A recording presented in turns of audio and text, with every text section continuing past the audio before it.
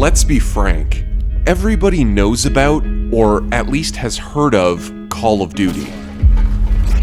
I'm about to hit a bill on a one more. This is gonna happen.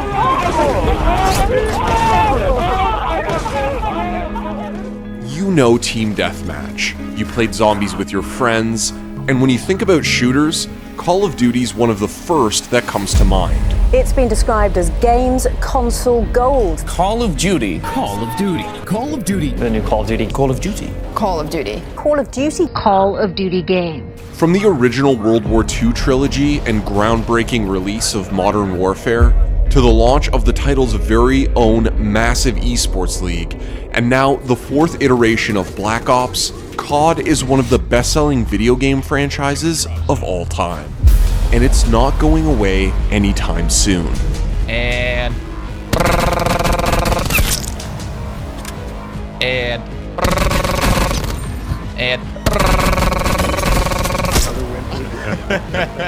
Battle Royale is here. It's captured the minds of some of the world's most beloved gaming personalities. And Call of Duty has brought its own arsenal of nostalgia and impeccable gun mechanics to the hottest shooter format on the planet. This is Call of Duty's story.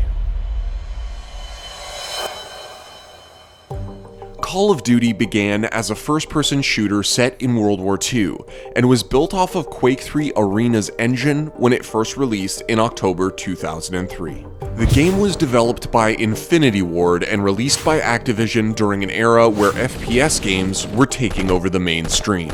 The first Call of Duty set the bar for what playing a shooter on console should feel like. It immersed you in 3 near-to-life storylines including American and British paratroopers and the Soviet Red Army.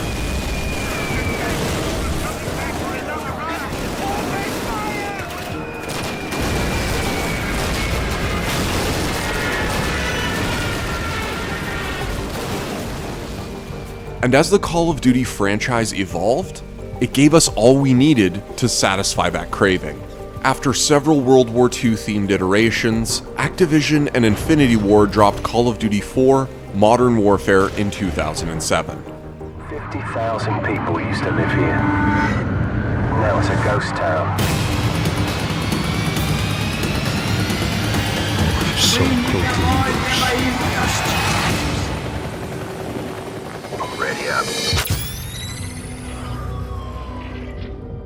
This was Infinity Ward's first COD title after taking a year off in favor of another developer, Treyarch. With the release of COD 4, these two developers would start to trade year to year who had the rights to develop the new COD game. At the time, this seemed insignificant, but would become a defining reason as to why COD titles differentiate so much between iterations and why it continues to be made annually. From the beginning, the developers at Infinity Ward wanted to create a modern shooter, while Activision was set on a World War II game. This difference of opinion would be the start of what was a messy relationship between Activision and Infinity Ward. Yes, the legal furore between publishers Activision and developers Infinity Ward got even hotter today, with allegations emerging that Activision began to run a police state-like business. For those that have been following the battle since it erupted back in March, this is just another installment in a legal fight that quickly turned into the ugliest and largest developer dispute the gaming world has ever seen. In 2010, the two heads of Infinity Ward, Jason West and Vince Zampella, were fired due to insubordination. These actions prompted a $36 million lawsuit, followed by the two just fired Infinity Ward heads claiming that Activision had manufactured a basis to fire them. Activision would then respond with their own claim, suing the two developers for essentially trying to steal Infinity Ward. By the end of the dispute, 13 total members of Infinity Ward left the company. Infinity Ward would maintain its name and continue making COD titles, but never with those same top developers that broke the mold with Modern Warfare. Leaving the World War II theme far in the past, Infinity Ward took a bold risk, choosing a setting much closer to our time. This paid off hugely, with the game receiving rave reviews and setting a new standard for all first-person shooters wanting to be taken seriously. COD 4 introduced modernized guns, attachments, and explosives to the franchise, and was set in 2011, where ultranationalists in Russia were trying to restore the country to its Soviet-era form. But it also brought about what may be the most important feature to the franchise's success: an online multiplayer mode. It created an almost permanent gaming experience never before available to Call of Duty titles, with 5-player teams competing in a ranked environment across multiple game modes. Oh no! Oh my god! I got this. I got it! Come back, kid! I still suck at this game. Oh man. With COD 4's online experience, your game never ended. You could conquer the campaign, reach the highest level online, and there was still a ladder to climb. Even when every gun in your arsenal was golden, there was still something to prove. Yo, this is Xbox Expert, prestiging up. Gold cross, baby. Here's everybody in the room. All these lucky people are gonna be able to see myself go prestige. Prestige, prestige, prestige. Done. Gold cross, baby. Modern Warfare was a game changer for both the franchise and the gaming world at large, as it was the highest selling game in the United States from 2007 to 2008. COD 4 also allowed Call of Duty to make the jump into eSports, and it was played for a full year on the MLG Pro circuit. Hastro's the last guy alive for Envious. Their tournament hopes ride with him. And he's gone! That's it. And our winners of the 2009 Call of Duty 4 National Champions. And while COD was becoming everybody's favorite gaming obsession, it also took the internet by storm. Hector Hex Rodriguez was the trailblazer that turned Optic Gaming into the Call of Duty content creating hub we know today. What's going on, guys? Big up to Hex here, bringing you my top 5 favorite montages for Call of Duty 4 of all time. Now, I want to be very clear about this. These are my top 5 favorites. Optic was largely built on the foundation of never-ending play that COD 4 offered. This was a game that people were in love with, and because of the breadth of the multiplayer options available to its player, nobody wanted to stop playing.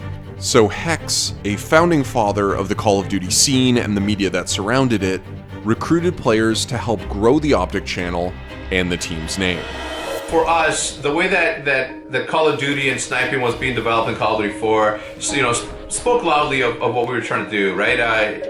We started, in Call of Duty 2, we started out as a competitive clan, and then when Modern Warfare 1 came out, or Call of Duty 4 came out, my brother and I decided to turn Optic into a sniping-only clan. Hex knew exactly how important content creation was going to be in the gaming world, and he was willing to do anything it took to get eyes on Optic. He bought a pirated copy of Call of Duty Modern Warfare 2 in order to be the first to release content with the new game. Hex and Optic tapped into what enchanted fans about Call of Duty so much: the nasty plays. Specifically, when players had a sniper rifle in their hands. I'm about to hit a bill on a one more. This is what's gonna happen.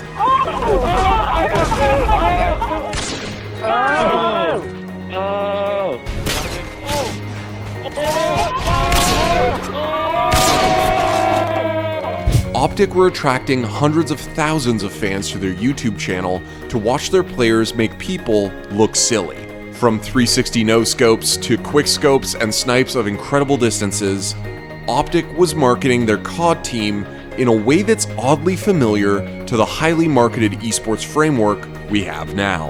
It wasn't just about being competitive. Optic was making their franchise just as much of a TV show as a competitive club. YouTube, how the fuck you doing? This is Nate Shot, and today we're doing Optic Cribs with me.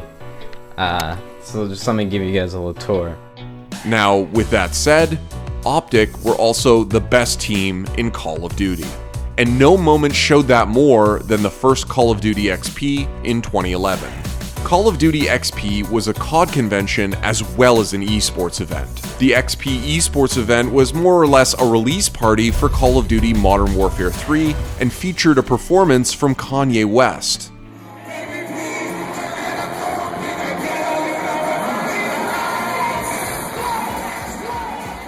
To say that the first iteration of the event in 2011 is a central piece of COD's history would be an understatement.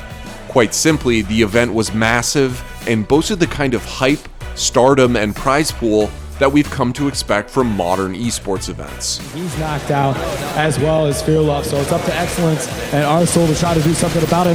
29 seconds left and another take out there. So it looks like we've got a 3v1 situation up all alone. And there you have it, Optic Gaming is your Call of Duty XP 2011 champions. They're taking home $400,000. There was no debate that COD games were popular. After the first Modern Warfare almost tripled COD 3 sales, gamers everywhere were talking about COD. Then Black Ops sold 30 million copies, and Modern Warfare 2 sold 25 million. The game was huge, but the competitive scene was scattered amongst a number of third-party events throughout the year. This made it pretty difficult for the millions of COD fans to stay invested in the competitive scene and its main characters. That is, until the peak of the FaZe Optic rivalry. Optic Gaming may have been the trailblazers for the eventual unity of content creation and esports that would become so predominant in COD, but they fostered a whack of competitors on YouTube looking to capitalize on that same strategy. And the greatest of those competitors was FaZe Clan.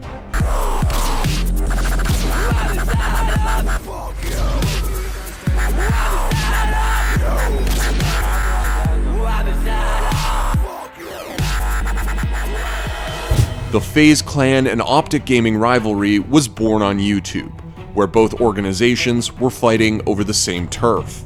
They waged wars over the better snipe shot, 360 no-scope, or trick shot. Now, of course, that rivalry reared its head on the esports stage as well. After the release of Call of Duty Advanced Warfare, FaZe Clan added Patrick Aches Price, and the pressure cooker that was this rivalry spilled over. Coming to this event, the World Championship's coming out, biggest event of the year. Definitely something I want to get my second ring in. I'd have 2 more than Nate Shop. Predictions for this matchup, map score up against FaZe Red right now. We're going to win 3-0. Ooh, winning it 3-0. Aches, back to you. What are you going to think? Win 5-0. Kill. 3 versus 3. Time is ticking. Oh, Sensa! He's just going to kill a ball game by a second. Sensa! Unbelievable play. Valley's nature. 1 on 3. He's going to get the kill though. 29 seconds left. Bomb down. Can he stay alive? Nature, no! FaZe win the championship. Sensa, an unbelievable play. FaZe versus Optic quickly became the most polarizing and popular topic in COD esports. And this wasn't like modern day esports rivalries. It was dirty. There was trash talk. That's why you got dropped! That's why you got dropped! I don't hear you chirping! Yeah! Sit down! There was in-game BM. Lead after going up 2-0. Optic scored 2 back and now up 3-2. Aches just stood there shooting bodies, teabagging nature. Obviously, we saw them in the pre-game interview. Huge rivalry between these two. Oh, absolutely. And once, things got physical. Take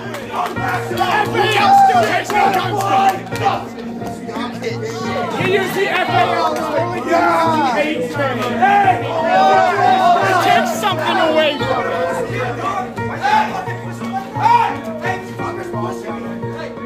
There is simply no story of Call of Duty without the Optic FaZe rivalry.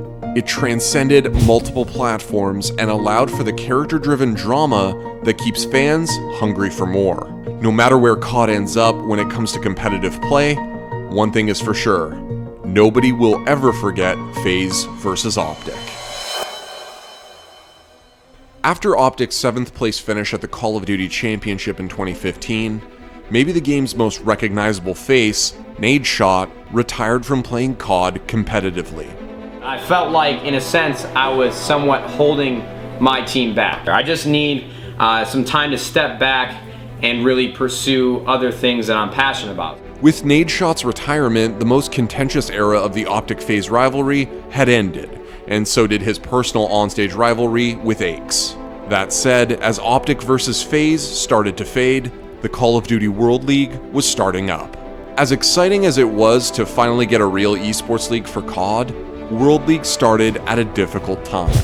Members of the COD community had become critical of the newer titles and the dev team added jetpacks and increased mobility options that were much different from the classic boots-on-the-ground COD experience.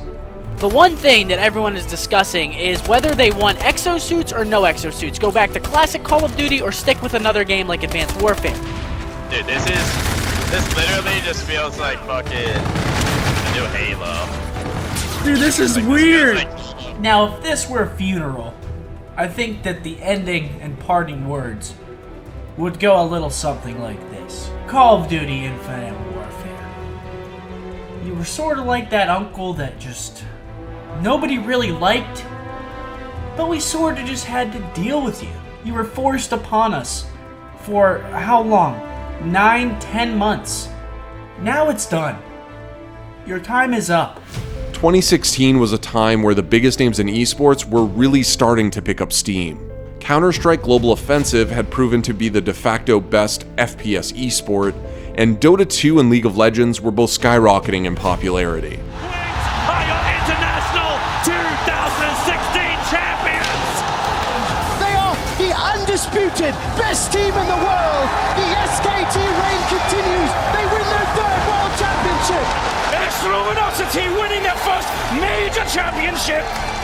Counter-Strike still had its place on YouTube, but despite the excitement of the World League, COD just didn't blow up on Twitch like these other games, and it didn't help that the game's most beloved face had retired. Even though World League wasn't able to compete with the likes of Counter-Strike, there's no arguing the impact that the COD era of esports and content creation had on the esports world that lies in front of us. And now, like it or not, we're in a world where Battle Royale games feel like they pop up every week. And there might be no better business model to apply to this new format than Hex's content-first YouTube strategy.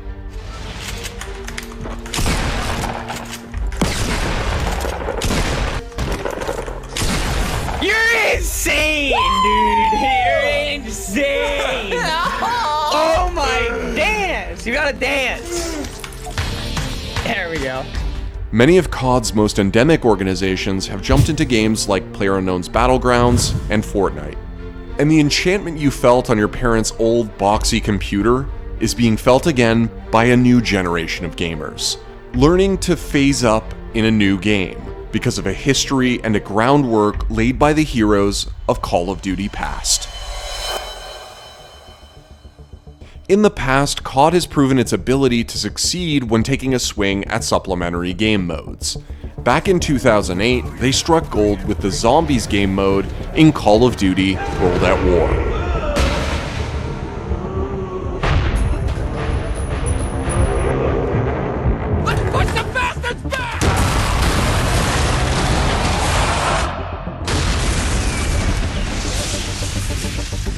The game mode exploded, and in the mainstream was much more popular than the rest of the game. Players just couldn't get enough of killing hundreds of zombies for hours on end while trapped inside a broken down house. What's more is that we now know those same zombies we've come to love will be present in COD's Battle Royale mode. Whether we like it or not, the Battle Royale era of esports is upon us, and its latest edition, Call of Duty Blackout, has joined the fray.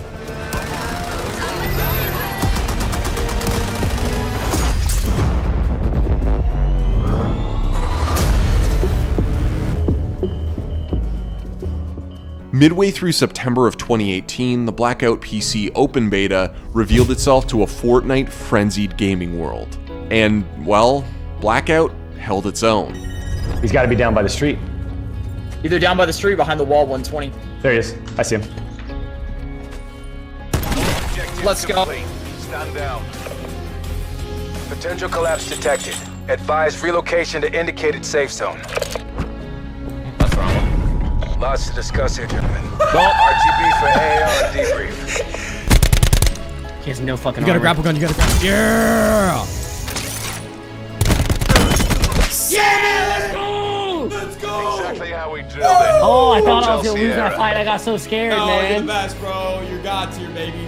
The game hits you on two fronts.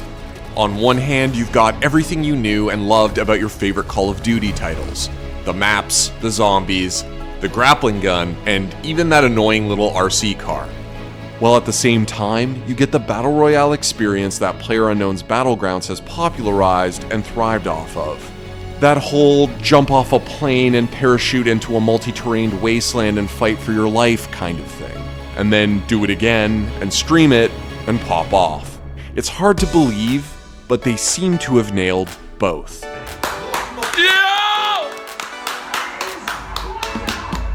Blackout! Blackout. Yes! Called it. So nice, exactly what I wanted. This is probably going to be so fun on PC in 4 days. Holy fuck, dude. I can't wait. I'm going to grind it hard. Oh man, I gotta hold on before I jump in this next game because I love this game. I love it, man. I love it. I love it. Treyarch, I love it. The COD Blackout era of Twitch is upon us. Between the game's release on October 12th and October 15th, it had an average of more than 257,000 Twitch viewers at a time. At its peak, the game had almost 450,000 viewers. On day one of the game's release, Shroud streamed it for more than 24 consecutive hours. He alone averaged almost 60,000 viewers and peaked at more than 87,000. Hello? You good? Oh, yes! Ha! I can trap over the shield.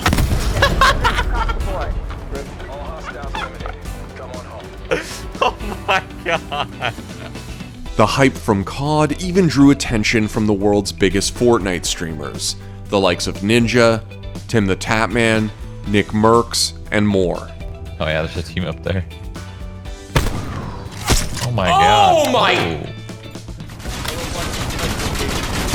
Calm under pressure. You missed! He shifted slightly to the right! There's two guys, you threw it between them! Activision has even publicly stated that Black Ops 4 had the most day one digital sales in Activision history, combining the sales from PC and console. These impressive statistics aside, not all reviews have exactly been glowing. It needs a lot of work.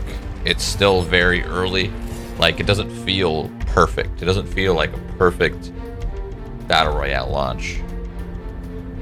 They're still missing some key things, in my opinion. It's hard to argue that Black Ops 4's release hasn't been a huge success, but it takes a lot more than a few game modes and some big names and numbers in order to find longevity in the gaze of Twitch's fickle purple eyes. Quite frankly, there is no touching the legacy Call of Duty has made for itself. This is the quintessential shooter, the game that has conquered the living room couch, the eSports stage, and now the front page of Twitch. Millions of players spanning the entire globe learned how a kill streak felt, the swagger that pairs with a landed headshot, and how to team up to secure an objective from one place. It's been over a year of this Battle Royale blitz, and there's a new contender in the ring.